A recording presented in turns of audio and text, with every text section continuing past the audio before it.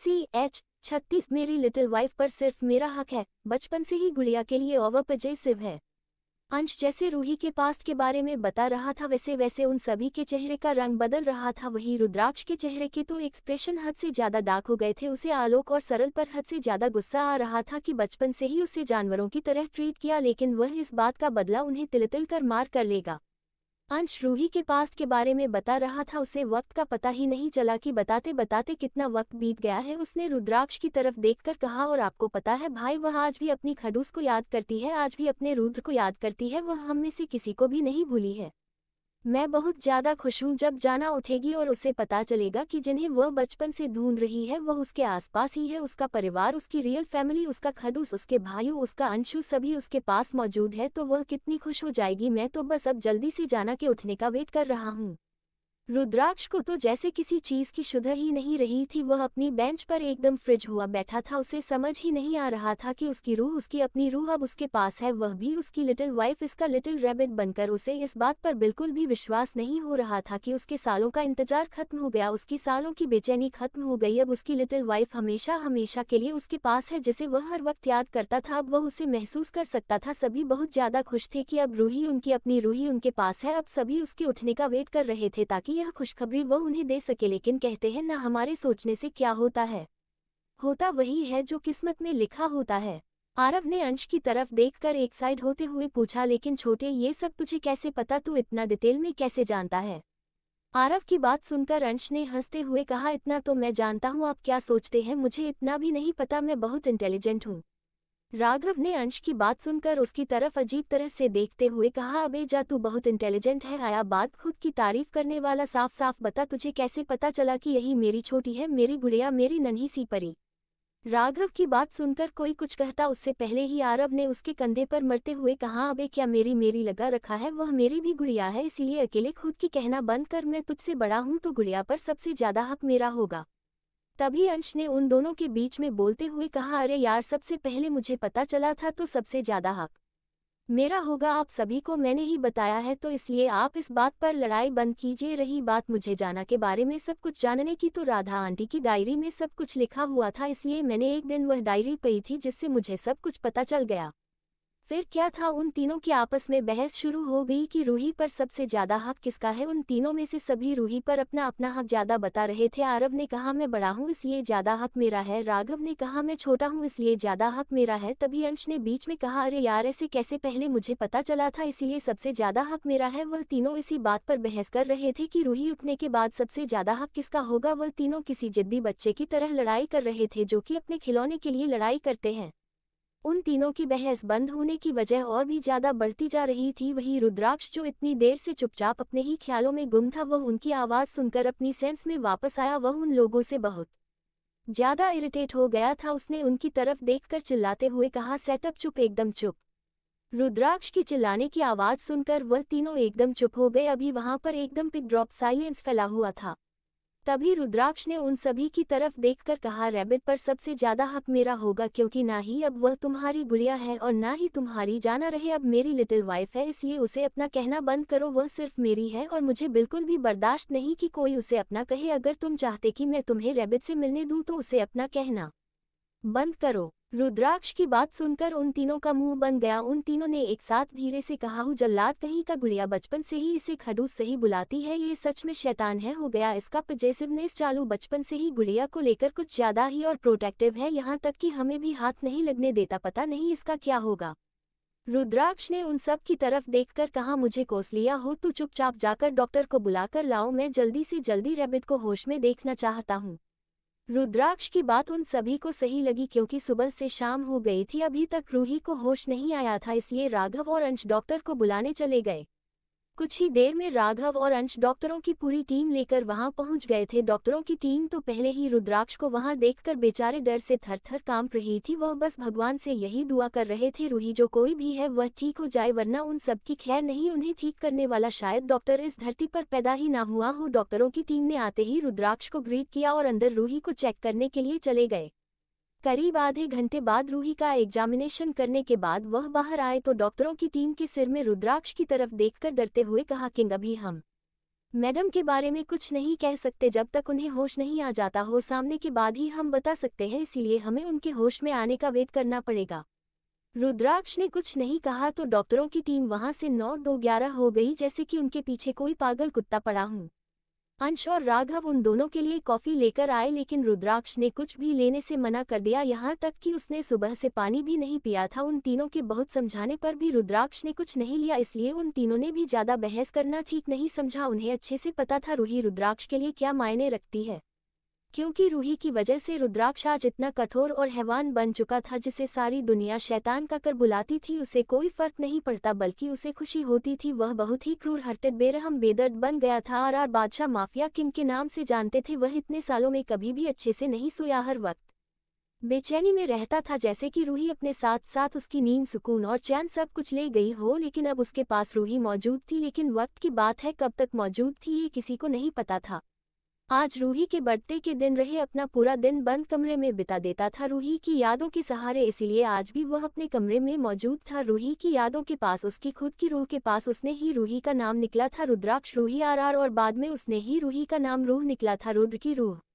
धीरे धीरे ऐसे ही वक्त बीत गया और रात हो गई। यह हॉस्पिटल रुद्राक्ष का ही था, लेकिन मजाल कोई भी रूही के कमरे के बाहर से थोड़ा सा भी मिला हो। यहाँ पर विप रूम भी मौजूद थे, लेकिन उनमें से कोई भी रूही के कमरे के बाहर से हिलने को तैयार नहीं था, इसीलिए सभी वही बेंच पर बैठकर एक दूसरे के कंधे पर सर रखकर सो गए थे। रुद्राक्ष के एक तरफ कंधे पर अंश में, वही दूसरे तरफ कंधे पर राघव ने सर रखकर सो रहे थे। आरव ने उन दोनों को ब्लैंकेट उड़ा दिया था।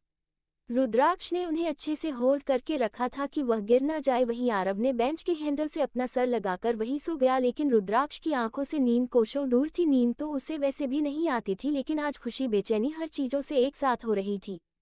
उसने वैसे ही अपना सर पीछे दीवार से लगा लिया और आंखें बंद कर ली। उसे अंश की कही हुई बात याद आने लगी। भाई जाना को आज भी उसका खड़ूस याद है, उसका रूप याद है, वह आपको बहुत मिस करती है। तभी उसके सामने कुछ सीन चलने लगे जो कि किसी रील की तरह चल रहे थे। उन्हें सोचते सोचते ही रुद्राक्ष के इमोशनलेस चेहरे पर एक प्यारी सी स्माइल आ गई।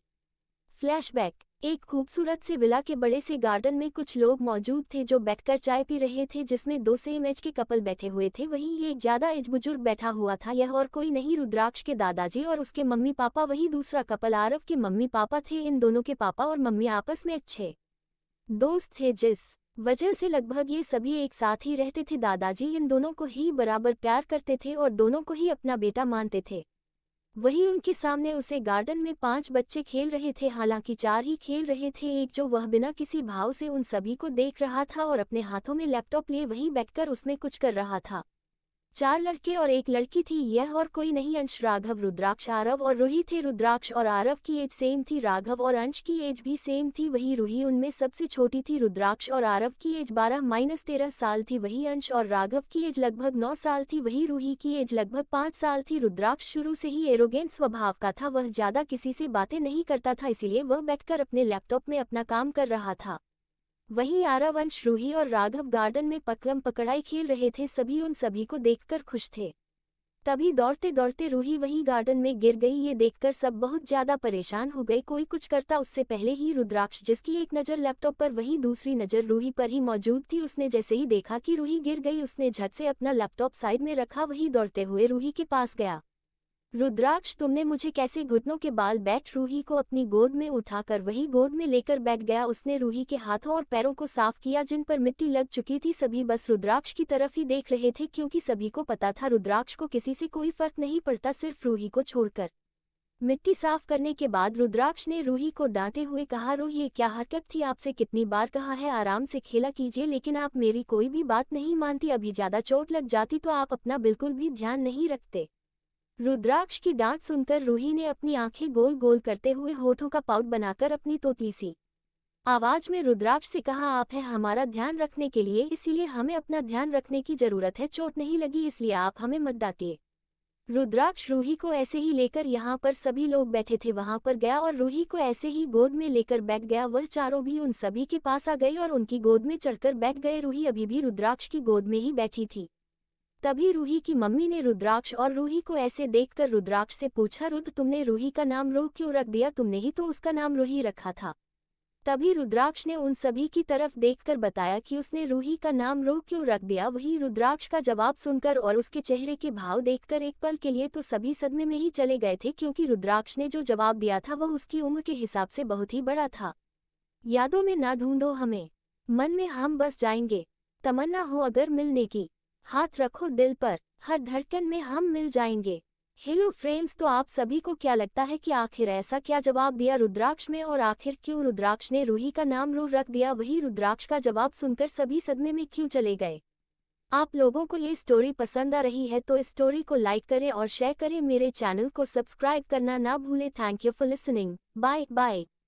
CH37 रुद्र की रूह मैडम का बचना नामुमकिन है।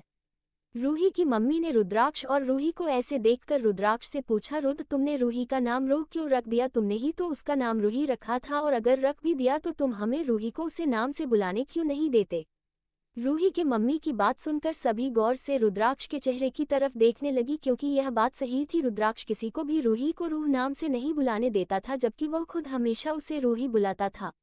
रुद्राक्ष ने उसका सवाल सुनकर एक बार रूही के चेहरे की तरफ देखा, जो उसकी गोद में बैठी बैठी उसकी उंगलियों के साथ खेल रही थी। इमोशनलेस चेहरे से सभी की तरफ देखकर अपनी गंभीर आवाज में कहा, मैंने रूह का नाम रूही इसलिए रखा था कि हर जगह मेरे नाम का पहला अक्षर और रूह के नाम का पहला अक्षर सेम लिखा जाए, इसलिए आप सभी रूह को रूही बुलाए, क्योंकि रूह ये सिर्फ मेरी है, आप सबके लिए तो सिर्फ रूही है, इसीलिए इसे रूह बुलाने का हक किसी को नहीं है। सभी लोग रेहान के चेहरे के गंभीर भाव और आंखों में जुनून को देख रहे थे, लेकिन सभी को समझ नहीं आ रहा था कि सिर्फ इतने से बच्चों में इतनी पॉजिटिवनेस और जुनून कैसे हो सकता है। एक बार के लिए तो उन्हें रुद्राक्ष की आंखों में देखकर डर भी लग रहा था, क्योंकि उसकी आंखों में रूही के लिए हद से ज्यादा जुनून दिख रहा था। वही रुद्राक्ष की बात सुनकर रूही ने अपनी आंखें टिमटिमाते हुए उसके चेहरे की तरफ देखकर कहा, रुद्र इसका मतलब आपकी रूह ये रुद्र की रूह और रूह का रुद्र। कहते हुए रूही ताली बजाकर हंसने लगी। उसकी गाल जो पहले से ही फूली हुई थी वह और ज्यादा फूल गई। रूही इस वक्त किसी क्यूट सी डॉल से कम नहीं लग रही थी। रेड रंग का छोटा सा फ्रॉक, सर पर हेयर बैंड, कंधे तक आते बाल, छोटा सा गोल चेहरा, पैरों में प्रिंसेस सैंडल, छोटी सी नाक, नाजुक गुलाब की पंखुड़ियां जैसी छोटे से हॉट शेप, हॉट वही फूली हुई दोनों गर्ल जो हंसने की वजह से रेड रेड हो गई थी। वहां बैठे सभी रूही को ही देख रहे थे, जो रुद्र की बात सुनकर कितनी खुश थी। तभी अंश और राघव ने रुद्राक्ष की तरफ देखकर जल कुकड़ों की तरह जलते हुए कहा, भाई आप हमें तो ऐसे प्यार नहीं करते, कभी भी ना ही कभी गोद में बिठाते हैं। सभी उन दोनों की तरफ देखने लगे। वही रुद्राक्ष कुछ कहता उससे पहले ही रूही जो हंस रही थी वह एकदम से चुप हो गई। उसने गुस्से से उन दोनों की तरफ देखा, जिसकी वजह से उसकी नाक फूल गई। उसने उन दोनों को गुस्से से घूरते हुए कहा, रुद्र सिर्फ मुझसे प्यार करते हैं, वह और किसी से प्यार नहीं कर सकते, और उनकी गोद में बैठने का हक सिर्फ मेरा है, क्योंकि रुद्र सिर्फ रूह के हैं, इसलिए वह सिर्फ रूह से प्यार करेंगे। तुम दोनों आरव भाई से कहो वह तुम दोनों को प्यार करेंगे और गोद में बिठाएंगे। रूही भले ही छोटी थी, लेकिन रुद्राक्ष के लिए उसकी बातों में पॉजिटिवनेस साफ झलक रही थी, जिसे वहां बैठा हर कोई महसूस कर सकता था। वही रुद्राक्ष को तो हद से ज्यादा खुशी हो रही थी। तभी रुद्राक्ष की मम्मी ने उन सभी की तरफ देखकर कहा, लेकिन कभी ना कभी तो आपको रुद्राक्ष से अलग होना पड़ेगा, ऐसे ही तो आप हमेशा रुद्राक्ष की गोद में नहीं बैठ सकते। उन्होंने इतना ही कहा था कि रुद्राक्ष ने गुस्से से सभी की तरफ देखकर कहा, कभी नहीं, रूह अपने रुद्र से कभी अलग नहीं होगी, वह ऐसे ही पूरी जिंदगी मेरी गोद में रहेगी। रूही की मम्मी ने हंसते हुए कहा, लेकिन शादी के बाद तो रूही को तुमसे दूर होना पड़ेगा, शादी के बाद तो वह अपने पति के साथ चली जाएगी उसी के घर में। उसकी बात सुनकर सभी सोच रहे थे कि आखिर रुद्राक्ष क्या जवाब देगा। उनकी बात सुनते ही रुद्राक्ष ने तपाक से कहा, नहीं जाएगी, वह इसी घर में रहेगी, क्योंकि मैं ही अपनी रूह से शादी कर लूंगा और हमेशा हमेशा के लिए उसे अपना बनाकर यही रख लूंगा, मैं उसे किसी और के साथ नहीं जाने दूंगा। तभी रुद्राक्ष के पापा ने उसकी तरफ देखकर कहा, लेकिन बेटा आपकी उम्र रूही की उम्र से बहुत ज्यादा है। रुद्राक्ष ने एक नज़र रूही को देखा, फिर उनकी तरफ देखकर कहा, मुझे इससे कोई फर्क नहीं पड़ता, रूही सिर्फ रुद्राक्ष की है, उसे कोई अलग नहीं कर सकता। मैं हमेशा हमेशा के लिए रूह को अपनी रूह में बसा कर रखूंगा, ताकि उसे कोई भी मुझसे अलग ना कर सके। इतना कहकर वह रूही को गोद में लेकर अंदर की तरफ जाने लगा। तभी अंश और राघव ने मुंह बनाते हुए उसकी तरफ देखकर कहा, भाई कम से कम हमें थोड़ी देर गुड़िया के साथ खेलने तो दीजिए, आप तो ना ही उसे हमें हाथ लगाने देते हैं और ना ही उसे हमारे साथ रहने देते हैं। रुद्राक्ष जो कि रूही के बाल संवारते हुए विला के अंदर जा रहा था, उनकी बात सुनकर उसके कदम वहीं रुक गई। उसने बिना पीछे मुद्दे कहा, रूह को नींद आ रही है।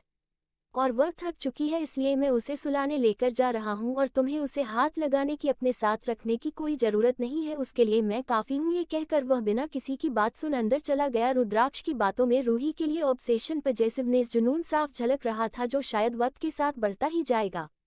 हाँ, ये बात सही थी, रुद्राक्ष किसी को भी रूही को हाथ नहीं लगने देता था। अभी तक वह रुद्राक्ष के साथ ही सोती थी। घर के मेंबर टू रूही को थोड़ा बहुत छू भी लेते थे, या रुद्राक्ष नहीं होता था तो रूही की देखभाल करते थे, लेकिन कोई बाहर का मेंबर, मेड, नौकर, चाहे वह मेल हो या फीमेल, किसी को भी रूही को छूने नहीं देता था। और अगर कोई गलती से यह है गलती कर देता तो उसे बहुत ही भयानक सजा देता था।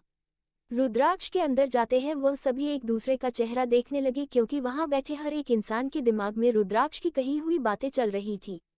रुद्राक्ष के पापा ने सभी की तरफ देखकर कहा, सच में यह आम बच्चों की तरह नहीं है, कभी कभी तो मुझे डर लगता है। इसकी आंखों में रूही के लिए साफ जुनून दिखता है। ये बात तो तय है, वह कभी भी रूही को अपने आप से दूर नहीं होने देगा, चाहे उसके लिए उसे उससे शादी ही क्यों ना करनी पड़े। तभी रुद्राक्ष की मम्मी ने उसकी हाँ में हाँ मिलाते हुए कहा, हाँ, वह रूही को लेकर कुछ ज्यादा ही पजेसिव है, मुझे तो कभी कभी डर लगता है। उसकी पजेसिवनेस देखकर वह रूही के लिए पूरा का पूरा पागल है और उसकी एक इच्छा पूरी करने के लिए कुछ भी कर सकता है। तभी दादाजी, जो इतनी देर से चुपचाप वहीं बैठे थे, उसने उन सभी की तरफ देखकर कहा, अच्छी बात है, मैं तो यही चाहता हूँ हमारी गुड़िया हमारे ही घर में रहे, और वैसे भी किसी के चाहने न चाहने से क्या होगा, होगा तो वही जो हमारे रुद्राक्ष किंग चाहेंगे, क्योंकि कौन सा हमारे चाहने न चाहने से वह उसे दूर कर देगा। ये तो अच्छी बात है, वह कम से कम इस पूरी दुनिया में रूही की सुनता है, वरना शायद उसे रोकना लगभग नामुमकिन है। दादाजी की बात सुनकर सभी ने हमेशा हिला दिया, क्योंकि रुद्राक्ष सिर्फ और सिर्फ रूही की ही बात मानता था।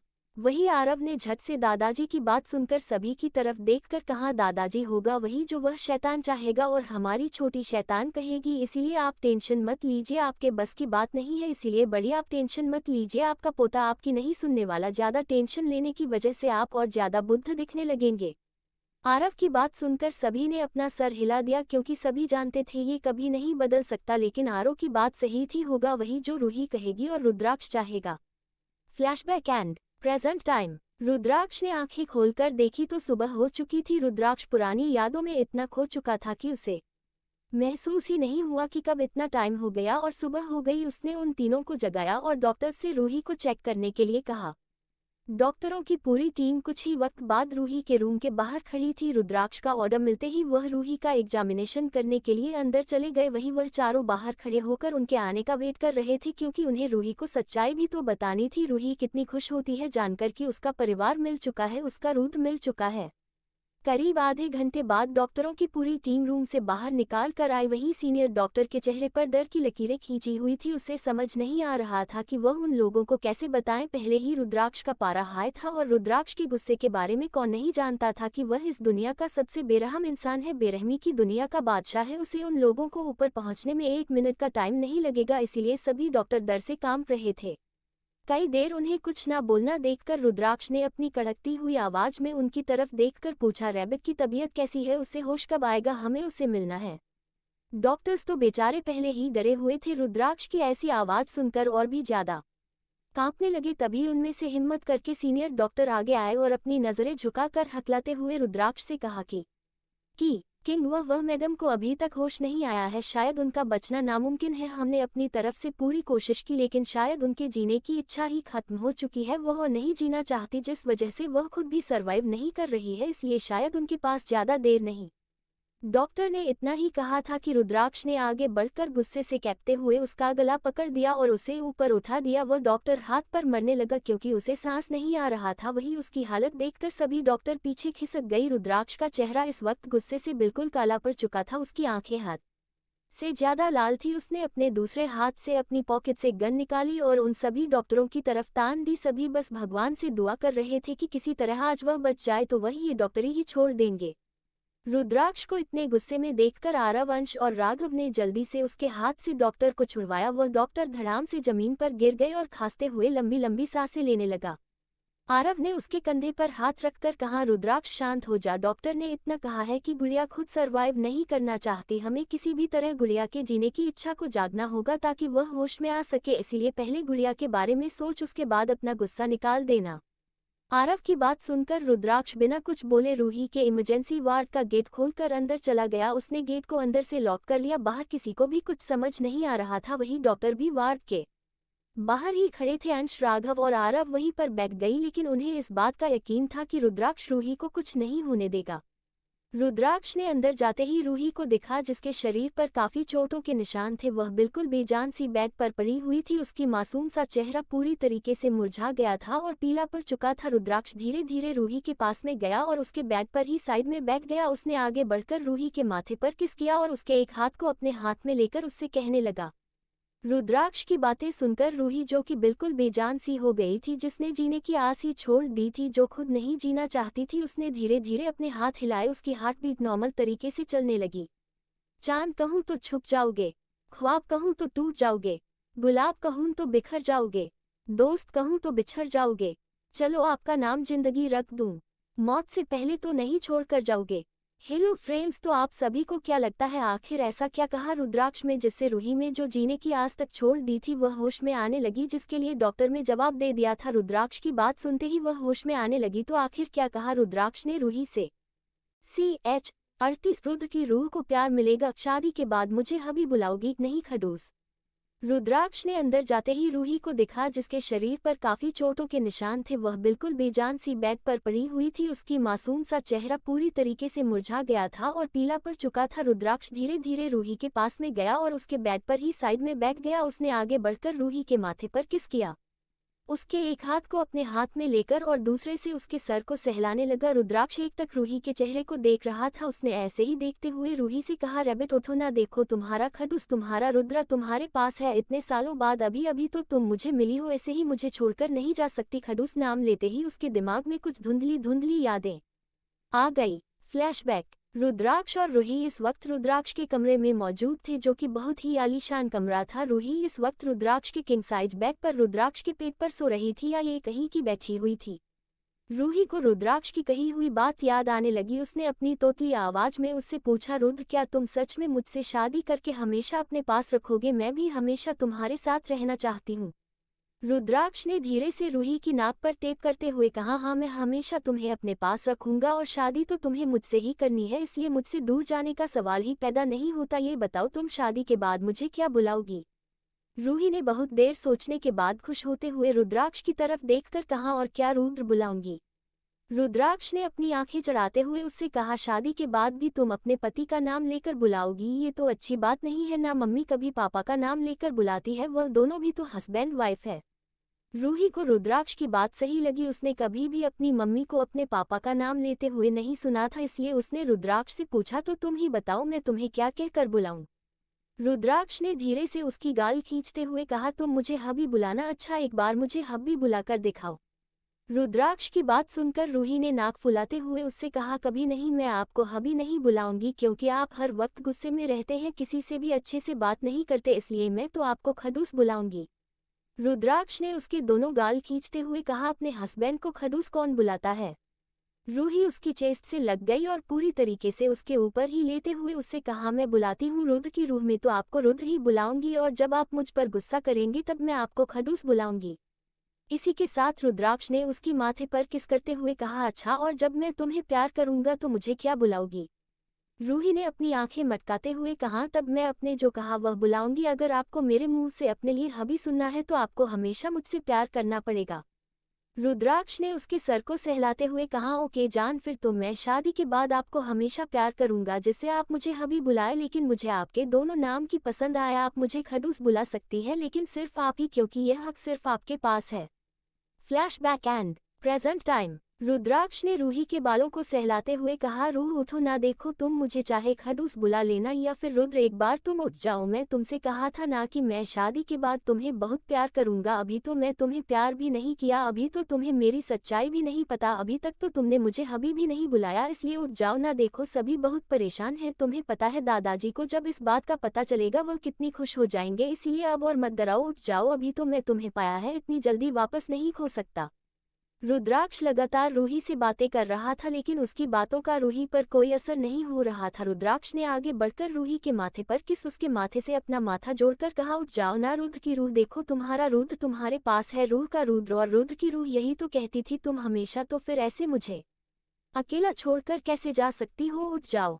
वही रूही जिसकी जीने की सारी इच्छाएं खत्म हो चुकी थी, उसने जैसे ही रुद्राक्ष की बात सुनी तो उसके कानों में सिर्फ एक ही बढ़ गया, रुद्र की रूह, रूह का रुद्र। यही सुनते ही रूही की हार्ट बीट जो कि बिल्कुल ना के बराबर चल रही थी वह नॉर्मल होने लगी। रूही ने रुद्राक्ष के हाथ में पड़े हुए हाथ को हिलाना चालू किया।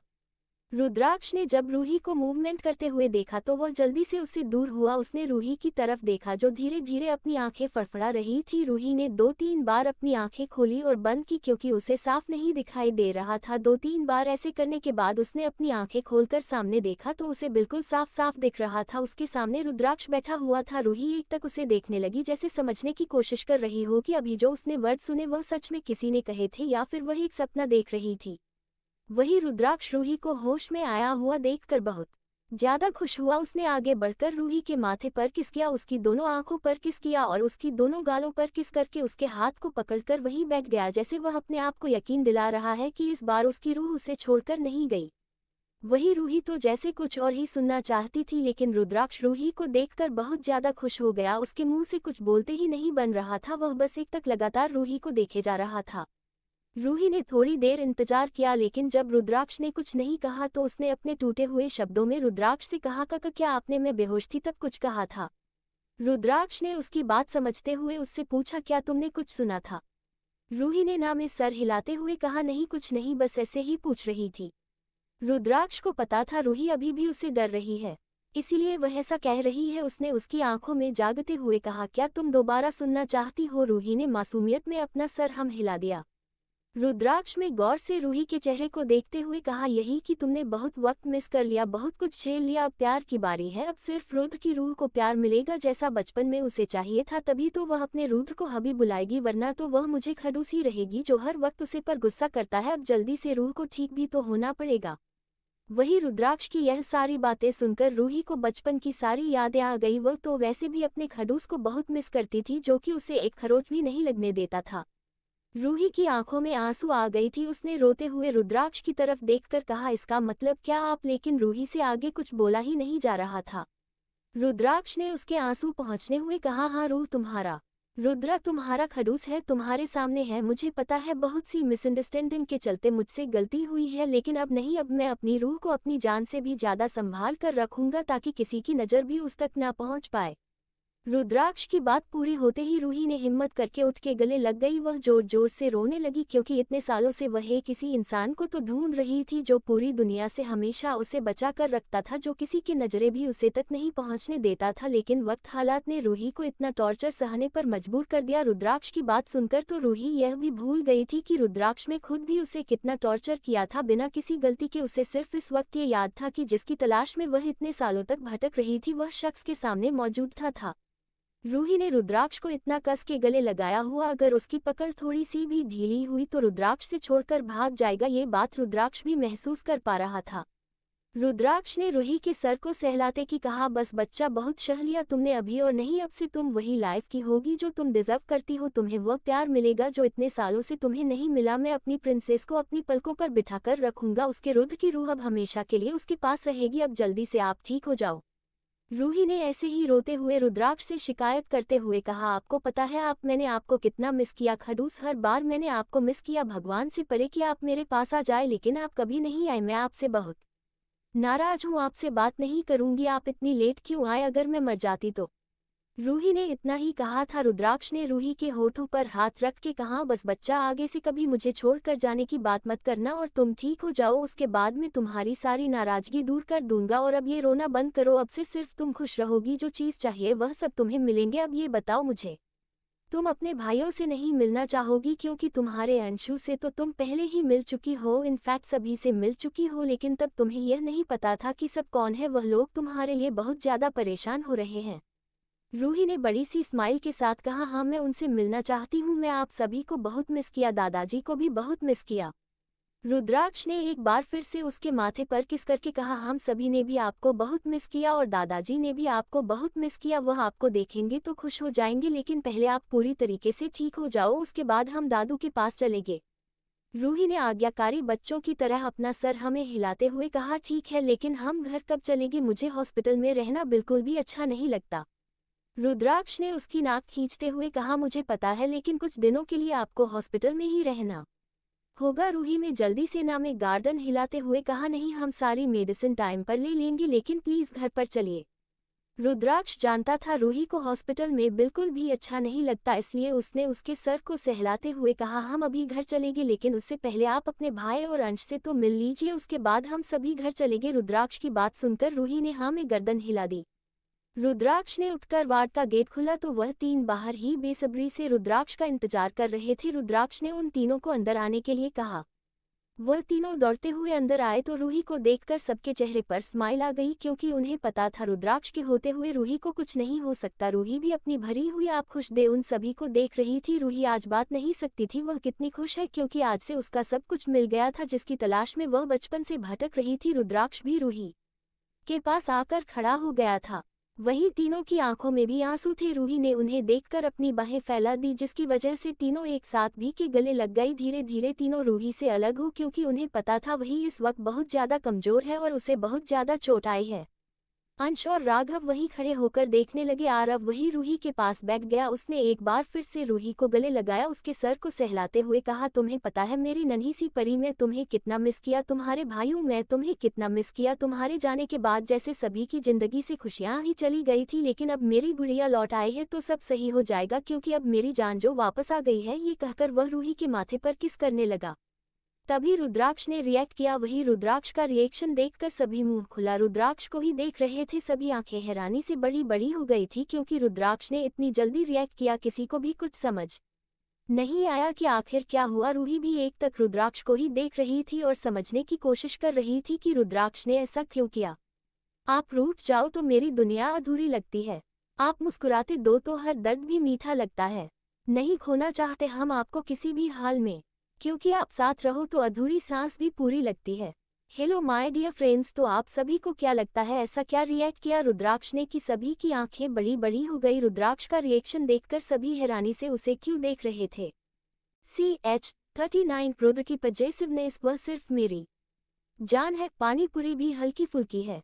अंश और राघव वहीं खड़े होकर देखने लगे। आरव वही रूही के पास बैठ गया। उसने एक बार फिर से रूही को गले लगाया, उसके सर को सहलाते हुए कहा, तुम्हें पता है मेरी नन्ही सी परी, मैं तुम्हें कितना मिस किया। तुम्हारे भाइयों, मैं तुम्हें कितना मिस किया। तुम्हारे जाने के बाद जैसे सभी की जिंदगी से खुशियां ही चली गई थी, लेकिन अब मेरी गुड़िया लौट आई है तो सब सही हो जाएगा, क्योंकि अब मेरी जान जो वापस आ गई है। ये कहकर वह रूही के माथे पर किस करने लगा।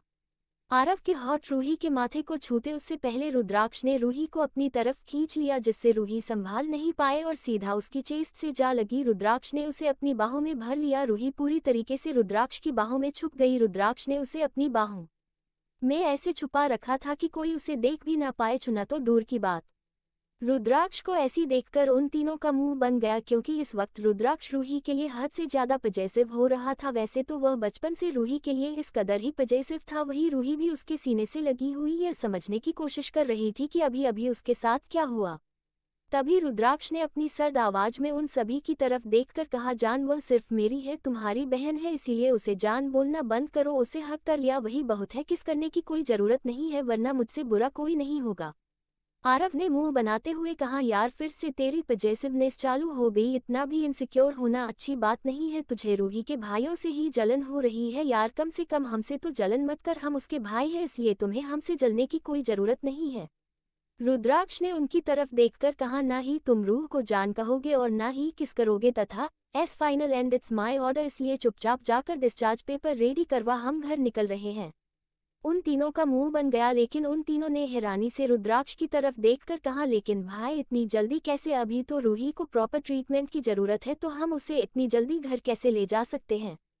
उनकी बात सुनकर रूही का मुंह बन गया, क्योंकि वह यहाँ नहीं रहना चाहती थी। रुद्राक्ष ने उन सभी की तरफ देखकर कहा, डॉक्टर विला पर आकर ही रूह को चेक करके जाएंगे, उसे हॉस्पिटल में छोड़ने सेफ नहीं है, इसलिए जल्दी से जाकर रूह के डिस्चार्ज पेपर रेडी करो। सभी को रुद्राक्ष की बात सही लगी, इसलिए कोई बिना कुछ बहस किया रूही के डिस्चार्ज पेपर रेडी करवाने चले गए। तब तक रुद्राक्ष ने रूही को संभाल कर अपनी गोद में उठाया और कमरे से बाहर आ गया। वह तीनों भी रूही के डिस्चार्ज पेपर रेडी करवा कर डाइट चार्ट लेकर और उसकी मेडिसिन लेकर आ चुकी थी। आरव ने रूही के बारे में डॉक्टर से प्रॉपर कंसल्ट कर ली थी कि उसे किस टाइम पर क्या करना है। रुद्राक्ष रूही को गोद में उठाकर हॉस्पिटल से बाहर की तरफ जाने लगा। वह तीनों भी बात करते हुए उसके पीछे ही आ रहे थे, लेकिन पूरे हॉस्पिटल का स्टाफ और डॉक्टर रुद्राक्ष को ही देख रहे थे, क्योंकि यह पहली बार था जब रुद्राक्ष ने किसी लड़की को गोद में उठाया हो या किसी ने रुद्राक्ष को किसी लड़की के साथ देखा हो। इसीलिए सभी आंखें फाड़कर रुद्राक्ष को ही देख रही थी और रूही के चेहरे को देखने की कोशिश कर रही थी कि आखिरकार ऐसी कौन सी लड़की है जो रुद्राक्ष के करीब है। अच्छे लोग बेरहमी का बादशाह कहते हैं। आज उसने किसी लड़की को कितने प्यार से गोद में उठाया हुआ है, इसका मतलब ये लड़की समवन स्पेशल जरूर है। लेकिन तभी उन्हें अपने ऊपर किसी की नजरों की तपिश महसूस हुई। वह सभी लोग जो रूही के चेहरे को देखने की कोशिश कर रहे थे, उन्होंने रुद्राक्ष की तरफ देखा तो एक पल के लिए सभी के दिलों में खौफ पैदा हो गया, क्योंकि इस वक्त रुद्राक्ष से बहुत ही खतरनाक वाइब आ रही थी, जिसे महसूस कर सभी ने अपनी नजरें घूम ली। आरव को भी अजीब सा महसूस हुआ। उसने सभी की तरफ देखा तो सभी उन्हें देख रहे थे। ये देखकर आरव की आंखें भी बिल्कुल सख्त हो गई। उसने बॉडीगार्ड को कुछ इशारा किया तो झट से बॉडीगार्ड ने उन सभी को घेर लिया, जिससे कि वह बिल्कुल भी नहीं दिख रहे थे। रुद्राक्ष रूही को गोद में ही करी किए हुए बाहर आया तो बॉडीगार्ड ने जल्दी से आकर गाड़ी का गेट खोल दिया। रुद्राक्ष रूही को ऐसे ही गोद में दिए हुए अंदर बैठ गया। आप ही नहीं कि कार में पैसेंजर सीट पर बैठ गया था। राघव और अंश पीछे वाली गाड़ी में मौजूद थी, क्योंकि वह दोनों प्लानिंग कर रहे थे कि घर जाने के बाद रूही का स्वागत कैसे करना है, क्योंकि रूही रुद्राक्ष की जान थी, उनकी बहन थी, अंश की बेस्ट फ्रेंड थी, या ये कहीं कि उसके जाना थी। और सबसे बड़ी बात, अब रूही राठौर फैमिली की बहू थी, तो उसका वेलकम टू ग्रैंड होना ही था। इसीलिए वह दोनों सो रहे थे कि विला में जाने के बाद रूही का ग्रैंड वेलकम कैसे करना है। दूसरी तरफ कर में रूही रुद्राक्ष की गोद में ही बैठी हुई थी। रुद्राक्ष उसके बालों को सहला रहा था। रूही ने अपना सर रुद्राक्ष की चेस्ट पर टिकाया हुआ था, क्योंकि रूही को तो समझ ही नहीं आ रहा था कि वह आखिर रिएक्ट कैसे करे। जब उसने सारी इच्छाएं छोड़ दी थी, जब उसने जीने तक की भी इच्छा छोड़ दी थी, तभी उसे उसका सब कुछ वापस मिल गया। रुद्राक्ष रूही के बालों को सहला रहा था, तभी आरव ने उनकी तरफ देखकर कहा, रुद्र तुझे पता है 15 दिन तक रूही को डाइट चार्ट फॉलो करना है। उसे बिल्कुल सिंपल खाना देना है, क्योंकि हैवी फूड रूही की वीक बॉडी सहन नहीं कर पाएगी, इसलिए डॉक्टर ने मुझे डाइट चार्ट बना कर दिया है। आरव की बात सुनकर रुद्राक्ष ने बस हम कहा वही रूही का मुंह बन गया। आरव ने जैसे ही रूही के चेहरे की तरफ देखा, उसे हंसी आ गई, क्योंकि उसे पता था बचपन से ही रूही को चटपटा मसालेदार खाने की आदत थी। आरव ने हंसते हुए कहा, गुड़िया बस 15 दिन के बात है, उसके बाद आपकी जो इच्छा हो आप खा सकते हैं, लेकिन तब तक आपको जल्दी ठीक होने के लिए बिल्कुल हल्का फुल्का खाना ही खाना होगा। तभी रूही के दिमाग की बत्ती जली। उसने अपने चेहरे पर चमक लाते हुए आरव से पूछा, भाई हमें हल्का फुल्का ही तो खाना है, तो इसमें हम आइसक्रीम, पानी पूरी, मोमोज और चाउमीन भी तो खा सकते हैं, ये भी तो बिल्कुल हल्के फुल्के हैं। उसकी बात सुनकर आरव को हंसी आ गई। उसने हंसते हुए कहा, गुड़िया ये हल्की फुल्की नहीं है। रूही ने मुंह बनाते हुए कहा, अरे भाई हल्के हल्के क्यों नहीं है, आपने देखा नहीं है पानी पूरी कितनी हल्की और फूली हुई होती है, तो है ना वह हल्की फुल्की, उसमें कहाँ वजन होता है। वही उसकी बात सुनकर आरव तो मुंह खुला रूही को ही देख रहा था कि उसकी बहन कितनी ज्यादा स्मार्ट है, क्या लॉजिक लगाया है चटपटा खाने का। वही रूही की बात सुनकर ड्राइवर को हंसी आ रही थी, लेकिन बेचारा रुद्राक्ष के डर से अपनी हंसी दबे हुए बैठा था। रूही की बात पूरी होती है, गाड़ी में अचानक से ठंड महसूस होने लगी। अभी ने चेहरा इधर उधर करके देखा तो सामने रुद्राक्ष गुस्से से रूही को ही देख रहा था। वही रूही ने रुद्राक्ष को ऐसे देखा तो एक पल के लिए वह भी डर गई। आरव ने तो अपना चेहरा आगे कर लिया और ऐसे रिएक्ट करने लगा जैसे कुछ हुआ ही ना हो। रूही ने एक नज़र आरव को देखा और अपना सर पीट लिया, क्योंकि और उसे फंसा कर ऐसे रिएक्ट कर रहा था जैसे कुछ हुआ ही नहीं हो, और उसे बेचारी अकेली को रुद्राक्ष जैसी शैतान के पास छोड़ दिया। रूही को अभी ऐसी फीलिंग आ रही थी जैसे किसी बकरी को किसी शेर के सामने डाल दिया गया हो। रूही ने आरव को देखते हुए अपने मन में कहा, भाई आपको तो मैं बाद में देख लूंगी, आप कैसे अपनी क्यूट सी बहन को इस शैतान के पास अकेला फंसा कर छोड़ सकते हैं। रुद्राक्ष ने एक बटन प्रेस किया, जिसकी वजह से उनकी कार में पार्टीशन हो गया। आरव और ड्राइवर ने अब जाकर सांस ली, लेकिन आरव को अब रूही की टेंशन हो रही थी, पर उसे पता था रुद्राक्ष रूही को बिल्कुल भी दर्द नहीं देगा और ना ही गुस्सा करेगा, इसलिए वह टेंशन फ्री हो गया। पार्टीशन ऑन होते ही रूही ने बेचारी सी शक्ल बना ली। उसका चेहरा इस वक्त बिल्कुल रोने जैसा हो गया था। उसने धीरे से अपनी गर्दन उठाकर रुद्राक्ष की तरफ देखा, जो कि उसे ही घूर कर देख रहा था। रूही ने एक पिक किसी स्माइल के साथ रुद्राक्ष की तरफ देखकर कहा, वह मैं तो भाई से मजाक कर रही थी रुद्र, तुम तो सीरियस हो गई। मैं सच कह रही हूँ, मैं भाई से मजाक ही कर रही थी। वैसे भी मैं ये सब थोड़ी ना खाऊंगी, इसलिए तुम टेंशन मत लो। रुद्राक्ष ने रूही की बात सुनकर अपने एक एक शब्द पर जोर देते हुए कहा, रूह अभी तुम्हारी तबीयत खराब है और तुम अपनी हेल्थ की वजह से ऐसा कुछ नहीं खाओगी, और अगर तुम्हारी हेल्थ ठीक भी हो जाती है उसके बाद भी तुम ये वाहियात चीज नहीं खाओगे, वरना मुझसे बुरा कोई नहीं होगा। रुद्राक्ष की बात सुनकर रूही का मुंह बन गया। उसने धीरे से रुद्राक्ष की तरफ देखकर कहा, हूँ खड़ूस कहीं कि बस अपनी मनमर्जी चलनी होती है, आंखें दिखाकर हमेशा ही मुझे चुप करवा देते हैं। रूही ने यह बात बिल्कुल धीरे से कही थी, लेकिन रुद्राक्ष को फिर भी सुन गई थी। उसने रूही को घूरते हुए कहा, रूह मुझे सब सुनाई दे रहा है, एक बार तुम ठीक हो जाओ उसके बाद हर बात का बदला लूंगा और इसकी पनिशमेंट भी मिलेगी, लेकिन तुम कुछ भी कहो मैं तुम्हें ऐसा वैसा बिल्कुल खाने नहीं दूंगा। इसलिए चाहे अपने मन में मुझे कितना ही कौश लो, और अब चुपचाप बैठकर अपने दिमाग को शांत करो, क्योंकि अभी तुम पूरी तरह से ठीक नहीं है, और अगर तुमने अपनी हेल्थ के साथ कोई भी लापरवाही की तो मैं तुम्हें 1 महीने के लिए हॉस्पिटल में छोड़ कर आऊंगा। रुद्राक्ष की बात सुनकर रूही की आंखें बड़ी बड़ी हो गई, क्योंकि वह तो एक दिन भी हॉस्पिटल में नहीं रह सकती, 1 महीना तो बहुत दूर की बात है। रूही ने जल्दी से अपनी गर्दन नम हिलाते हुए कहा, नहीं नहीं रुद्र, आप तो बहुत अच्छे हैं, आप हमारे साथ ऐसा नहीं कर सकते। आपको पता है ना, हमें हॉस्पिटल के नाम से ही एलर्जी है, फिर आप हमें ऐसी धमकी कैसे दे सकते हैं, आप बहुत बुरे हैं। ये कहकर रूही ने अपना कर उसकी चेस्ट पर रख लिया। रूही की बात सुनकर रुद्राक्ष की आंखें छोटी हो गई। उसने घूरते हुए रूही से पूछा, रूह पहले आप डिसाइड कर लीजिए, हम अच्छे हैं या बुरे, कभी आप अच्छा कह रही हैं कभी बुरा। रूही ने उसकी चेस्ट पर कर रखे हुए कहा, हमें नहीं पता, कभी आप अच्छे लगते हैं कभी बुरे, इसलिए आप दोनों ही हैं, और सबसे ज्यादा आप खड़ूस हैं। हमने बचपन में यह नाम आपका ऐसे ही नहीं निकला था, अभी हमारे सर में दर्द हो रहा है, इसलिए अभी हमें कुछ नहीं बताना। रुद्राक्ष रूही की बात सुनकर कुछ कहने को होता है, लेकिन जैसे ही उसने रूही की अगली बात सुनी उसके चेहरे पर टेंशन आ गई। उसने रूही के सर पर हल्की हल्की मसाज करते हुए उससे पूछा, रूह अगर आपके सर में ज्यादा दर्द हो रहा है तो हम वापस हॉस्पिटल चलते हैं। रूही ने रिलैक्स करते हुए कहा, नहीं अभी हमें अच्छा लग रहा है, आप ऐसे ही करते रहिए, हमें पहले से बेटर फील हो रहा है, इसीलिए आप प्लीज विला चलिए। रूही की बात सुनकर रुद्राक्ष ने कुछ नहीं कहा, वह हल्के हल्के हाथों से उसके सर पर मसाज करने लगा। रूही भी आंखें बंद रुद्राक्ष की मसाज को एंजॉय कर रही थी।